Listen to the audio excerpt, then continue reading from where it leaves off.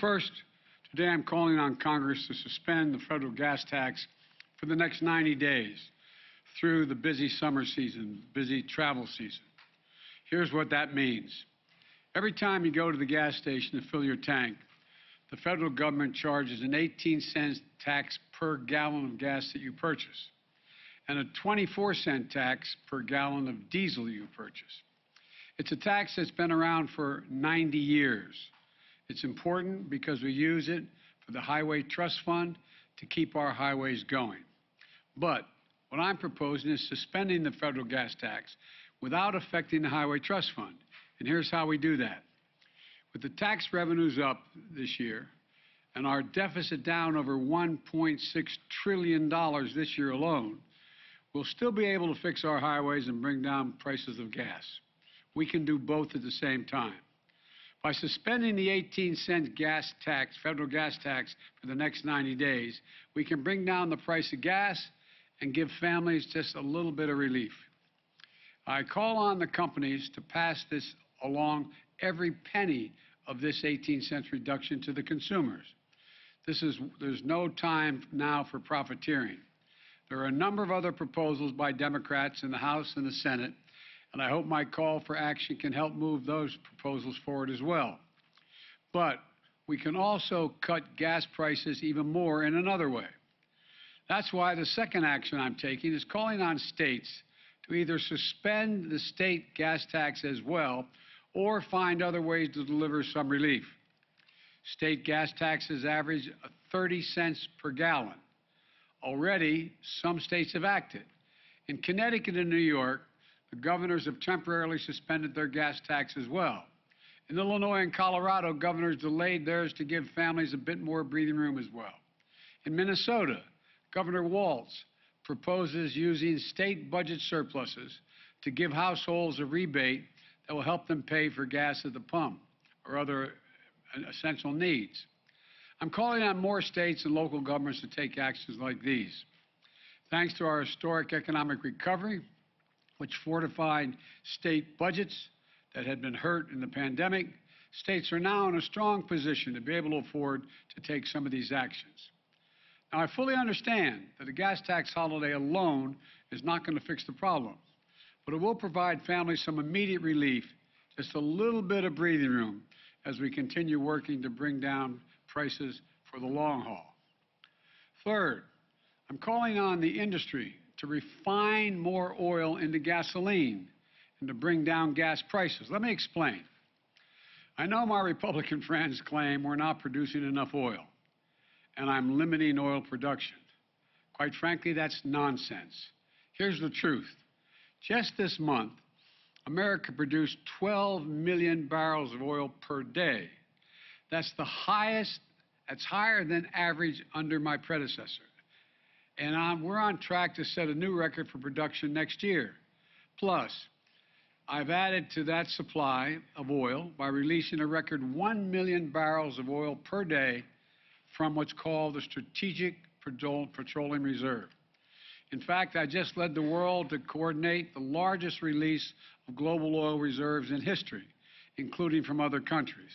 In total, that's 240 million barrels to boost global supply. And Republicans falsely claim that I'm blocking production on federal lands. But again, that's nonsense.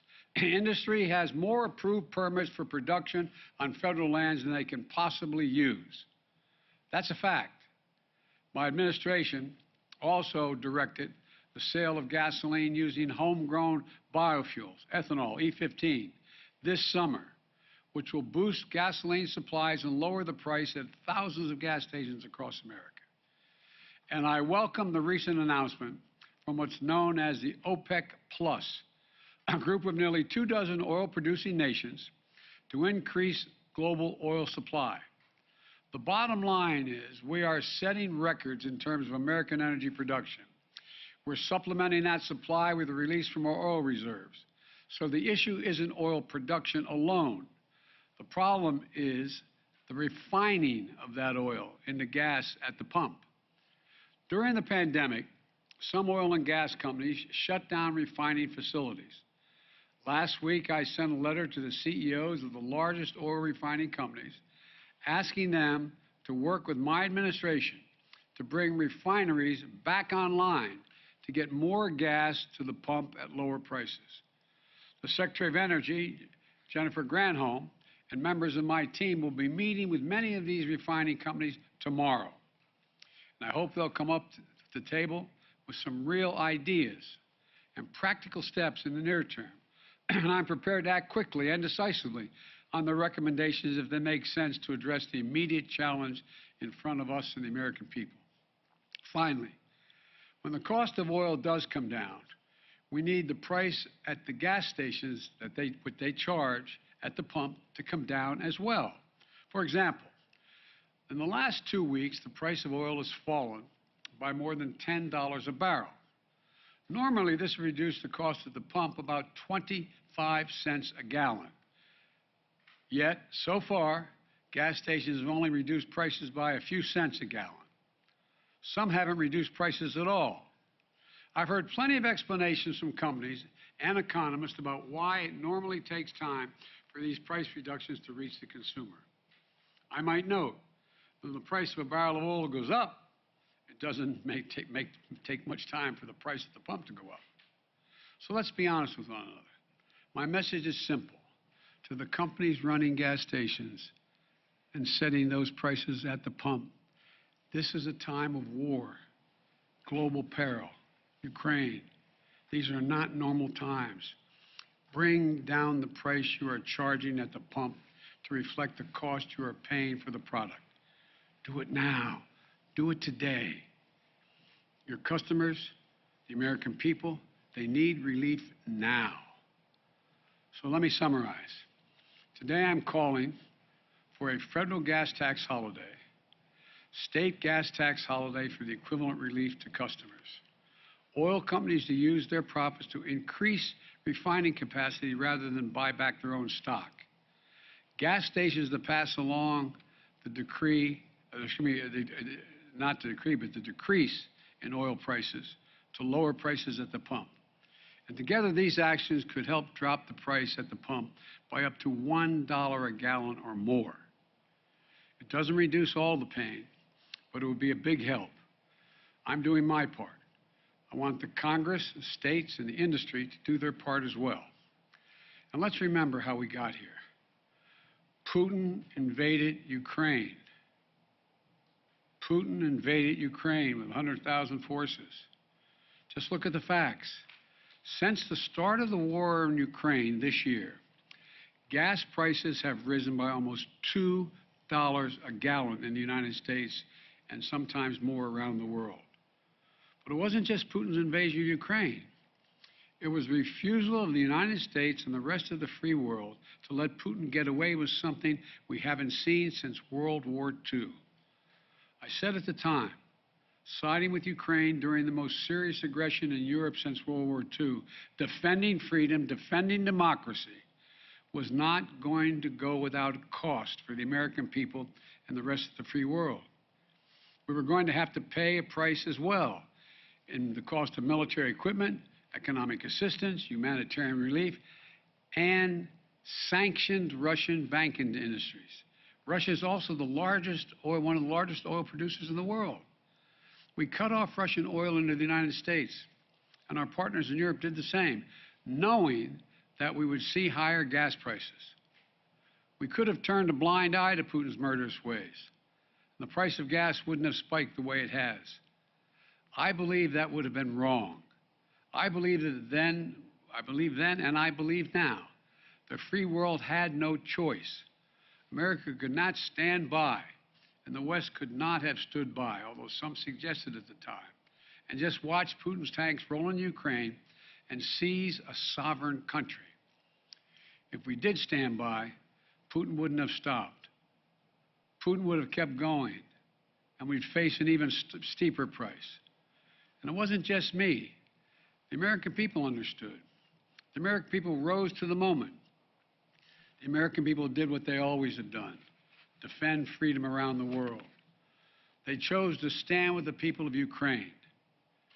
We had near unanimous support in the Congress, Democrats, Republicans and independents for supporting Ukraine, knowing full well the cost.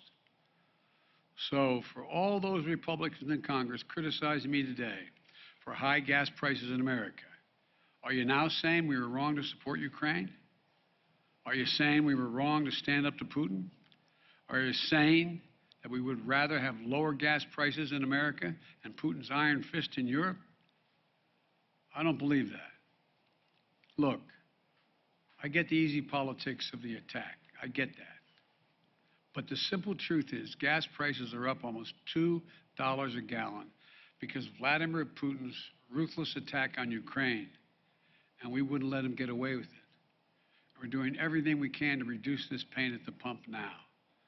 And if those experiences have shown us anything, it's that we need to grow and harness more energy here at home. Let's lower the price of electric vehicles so we never have to pay at the pump in the first place. Major auto companies are preparing for a 50% of future sales to be electric vehicles by 2030, 100% by 2035. We're already building secure supply chains to build these electric vehicles here in America. And we're investing almost $100 billion in public transit and rail. For all the studies show that it will take millions of cars off the road and significantly reduce pollution if there's a serious transportation system available. Let's keep accelerating our deployment of homegrown resources, sources of energy like solar and wind and nuclear and hydrogen and carbon capture storage, and keep developing the battery technologies so we can store that power we need when the sun doesn't shine or the wind doesn't blow. Folks, let's make sure we're never again forced to pay the price of a menacing dictator halfway around the world. We can deal with this immediate crisis of high gas prices and still seize the clean energy future. We're Americans. We can do both. We have the most qualified people in the world. Let me close with this. Even as we lead the world in defending democracy and standing up to a brutal autocrat, there are actions we can take to help American families now. We have taken them. We are taking them. The federal gas tax holiday, state gas tax holiday, bringing back refineries, putting them back online. We just have to keep going. I promise you I'm doing everything possible to bring the price of energy down, gas prices down. And I want to make sure we all work on this together. May God bless you all, and may God protect our troops. Thank you very much.